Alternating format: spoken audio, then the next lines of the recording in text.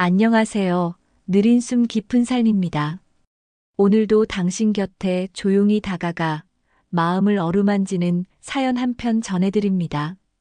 이 이야기는 세 자녀를 모두 결혼시킨 뒤 조용히 짐을 챙겨 고시원으로 들어간 한 어머니의 이야기입니다. 그 누구에게도 말하지 못했던 속마음, 이제야 풀어놓는다고 합니다. 자, 그럼 조용히 귀 기울여 들어주세요. 제 이름은 김선희입니다. 올해로 64이 되었고, 지금은 서울 시내 한 고시원에서 살고 있습니다. 창문도 없고, 볕도 들지 않는 방. 작은 침대 하나와 선반 하나가 전부인 곳. 여기에 살게 될 줄은 정말 몰랐습니다. 누구에게도 말하지 않았던 제 이야기를 이 조용한 밤에 천천히 꺼내보려 합니다. 저는 세 자녀를 모두 결혼시켰습니다. 장남은 대기업 다니는 아들이고, 둘째 딸은 공무원, 막내는 소프트웨어 회사에 다닙니다. 겉보기엔 모두 괜찮아 보이는 아이들이죠. 하지만 그 아이들을 키우기 위해 제가 어떤 시간을 살아왔는지는 아무도 모릅니다. 저는 22에 시집을 갔습니다. 남편은 그 당시 목수 일을 했고, 형편은 넉넉하지 않았습니다. 결혼식도 조촐하게 동네 예식장에서 했고, 신혼여행은커녕 바로 시댁살이를 시작했습니다.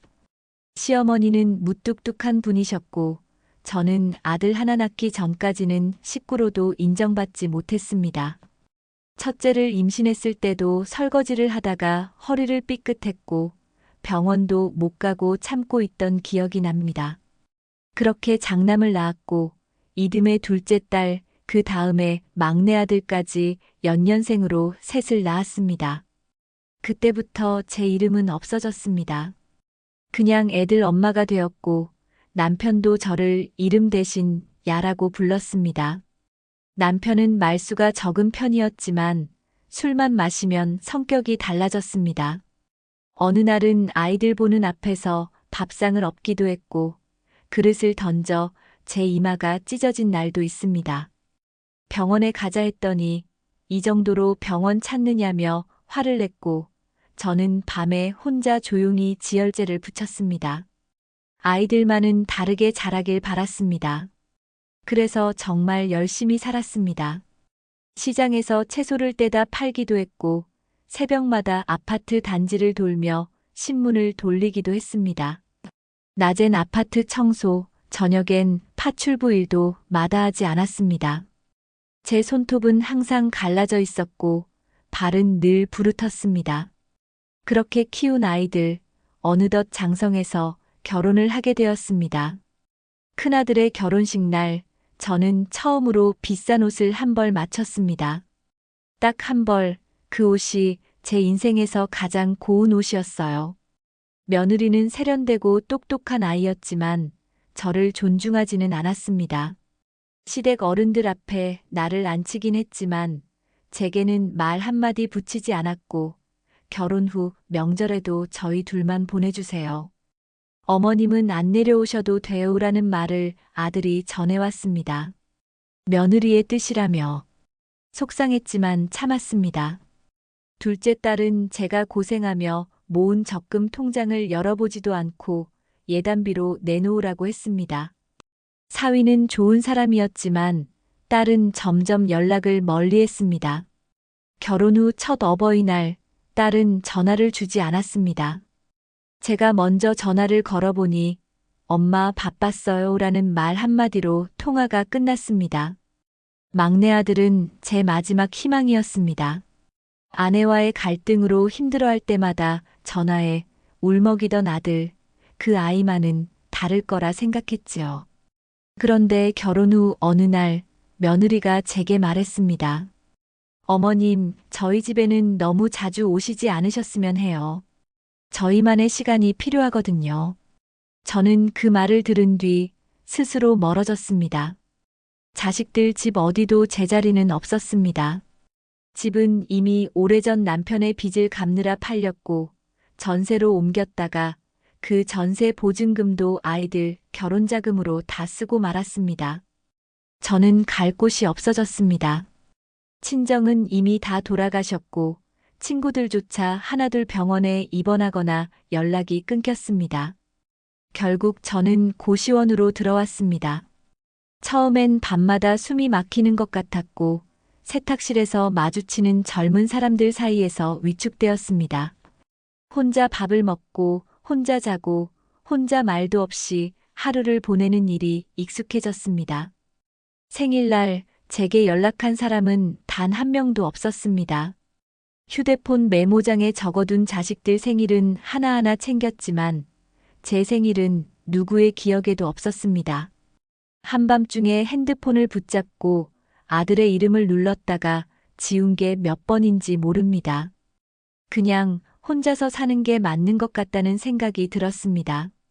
가끔 고시원 복도에 있는 작은 창으로 하늘을 보면 나는 왜 이렇게까지 살아야 했을까 싶은 생각이 듭니다. 하지만 후회는 하지 않으려 합니다.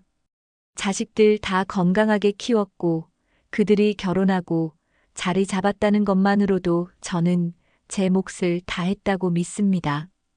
며칠 전 둘째 딸에게서 문자가 왔습니다. 엄마, 잘 지내요? 단 4글자. 그 한 문장에 얼마나 울었는지 모릅니다. 제가 세상에서 가장 듣고 싶었던 말이었거든요. 요즘은 작은 라디오를 켜두고 하루를 시작합니다.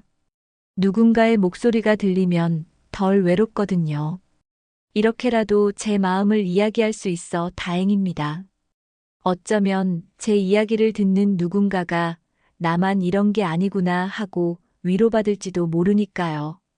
이 방 조용한 고시원 방 안에서 그렇게 오늘도 하루를 마무리합니다.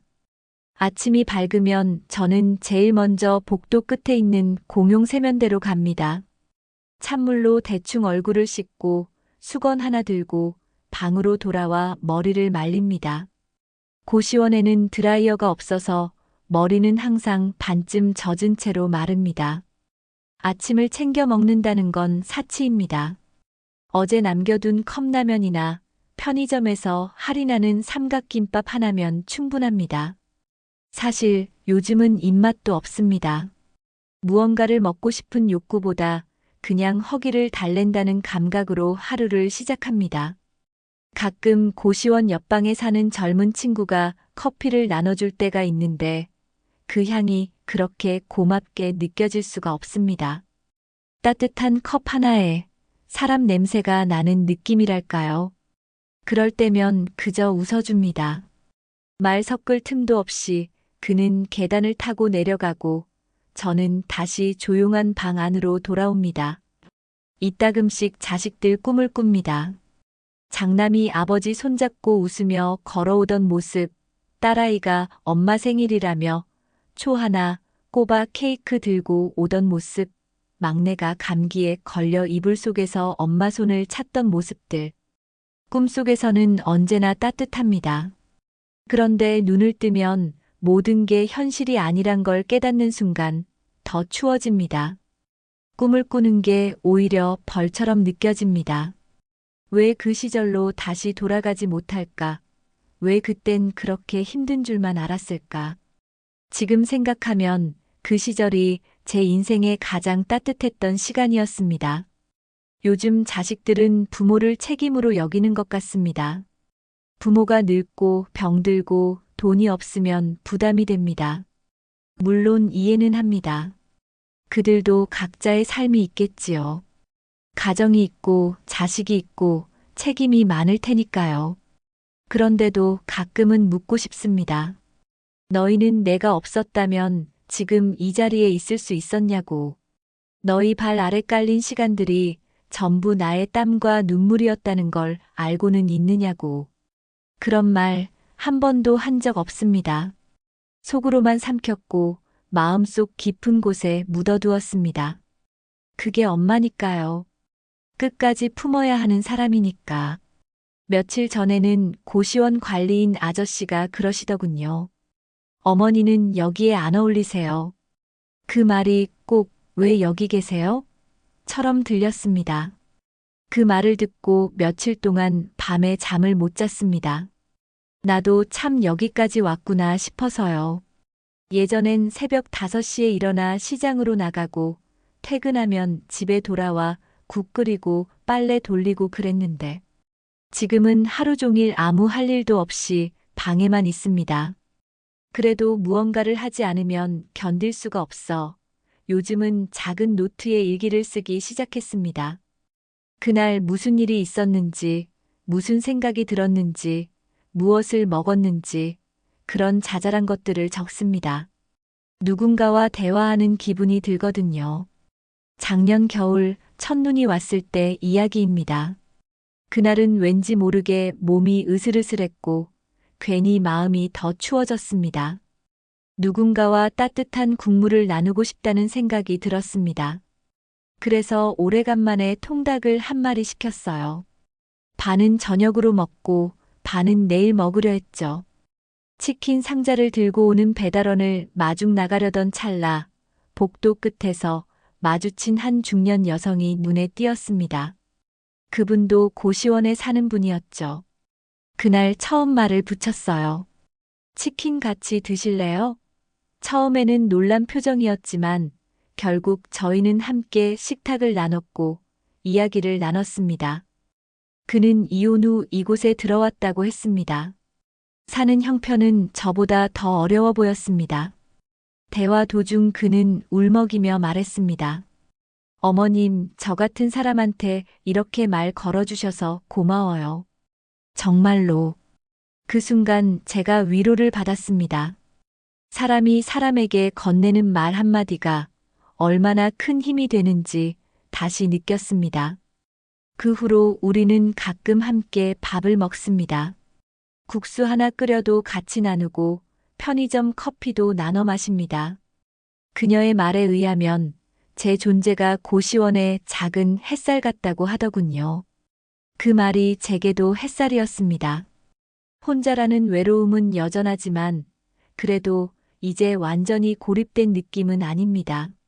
하루 한 번 누군가와 말할 수 있다는 것, 그거면 충분하다고 느끼게 되었습니다. 하지만 여전히 자식들의 연락은 없습니다.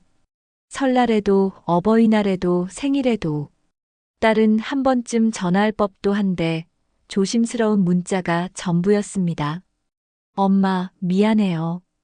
요즘 너무 정신이 없었어요. 저는 괜찮다고 답장을 보냈습니다. 사실 괜찮지 않았지만 아이에게는 부담 주고 싶지 않았습니다.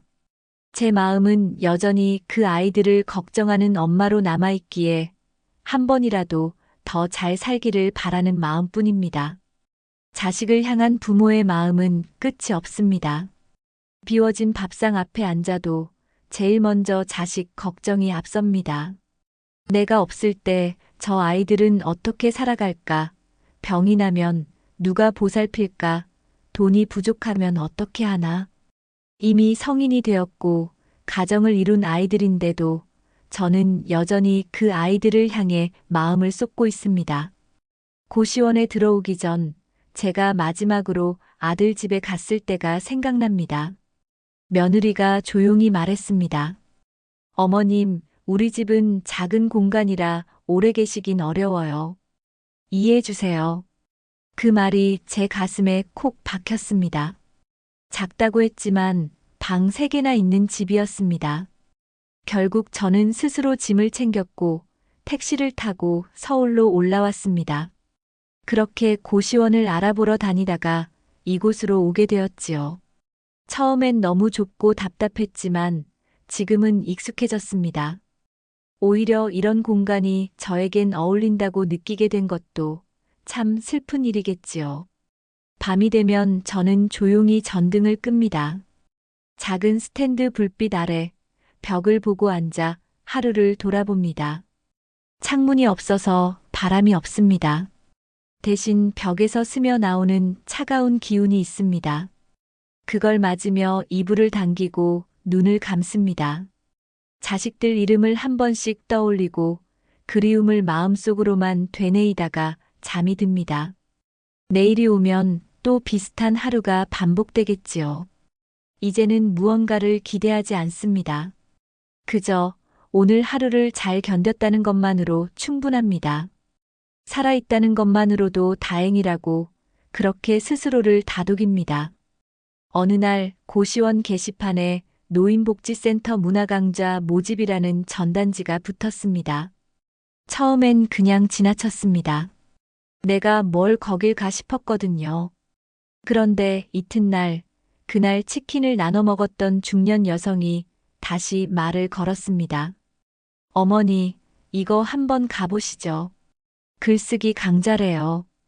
우리같이 말할 데 없는 사람들한테 딱이라던데요. 그 말에 마음이 움직였습니다. 그래서 용기를 내어 센터에 찾아갔고, 그렇게 저는 45년 만에 처음으로 내 이름을 적은 종이를 마주했습니다. 이름, 나이, 연락처를 쓰는 첫 장에서부터 손이 떨렸습니다. 선생님은 제게 물으셨습니다. 무엇을 쓰고 싶으세요? 저는 대답을 못했습니다. 내 이야기를 써도 되는 건지, 누가 내 이야기를 읽어줄지 생각만 많았습니다. 하지만 선생님은 웃으며 말했습니다. 당신의 인생은 어떤 소설보다 더 귀한 이야기예요. 그 말이 저를 바꿔놓았습니다. 그날 이후 저는 매일 조금씩 적기 시작했습니다. 자식들 이야기도 남편 이야기, 고시원 이야기까지. 때로는 종이를 눈물로 적시며 가슴에 담아두었던 말들을 꺼냈습니다. 처음에는 두려웠지만 이젠 씁니다. 나의 인생을 나의 방식으로. 그렇게 한 줄 한 줄 적다 보니 어느새 노트 2권이 꽉 찼습니다. 누가 읽을지 모르지만 어쩌면 언젠가 이 글을 본 자식들이 제 마음을 이해해 줄지도 모른다는 희망을 품게 되었습니다. 가끔 강의가 끝난 후 같은 반 어르신들과 차를 마시며 이야기합니다. 모두 다른 인생을 살았지만 한 가지는 같았습니다. 우리 모두 조용히 참아온 세대라는 것.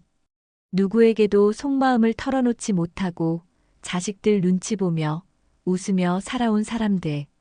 한 어르신은 눈물을 흘리며 말했습니다. 나는 한 번도 내가 힘들다고 말한 적 없어요. 자식들 앞에서는 늘 괜찮은 척했어요. 그 이야기를 들으며 저도 가만히 고개를 끄덕였습니다. 참, 우리는 얼마나 많은 괜찮은 척을 하며 살아왔던가. 며칠 전 문득 막내 아들의 전화를 받았습니다. 몇 달 만에 전화였습니다. 엄마, 잘 지내시죠?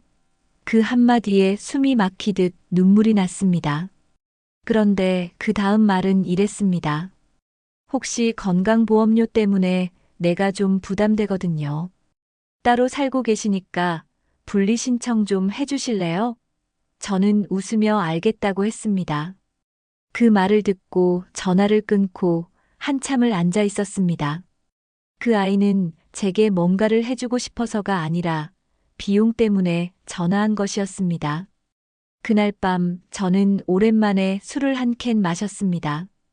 편의점에서 사온 맥주 한 캔. 반도체 마시지 못하고 울었습니다. 술맛은 쓰고 마음은 더 쓰렸습니다. 그 후로 저는 다시 자식들에게 연락을 하지 않기로 했습니다.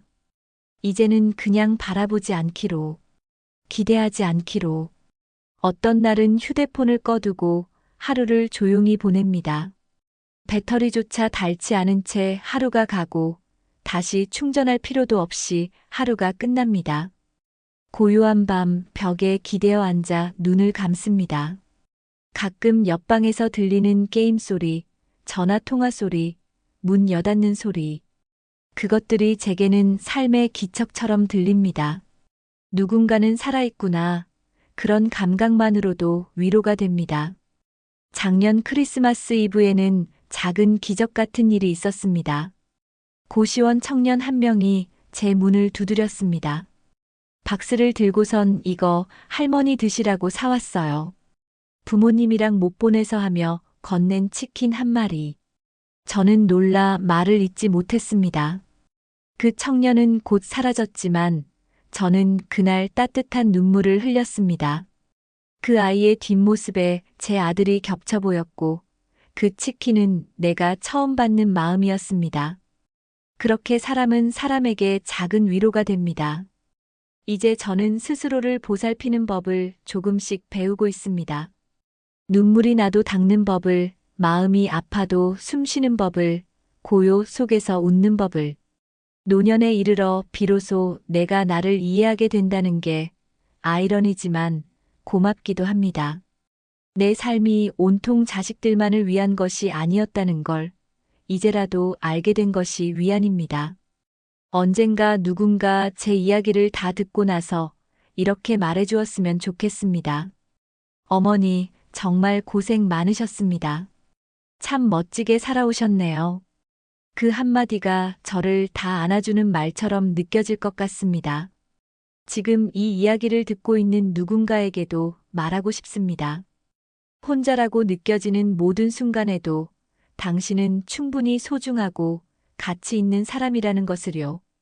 우리는 누구의 엄마 아빠로만 살아온 존재가 아니라 하나의 사람이라는 사실을 잊지 말아야 합니다.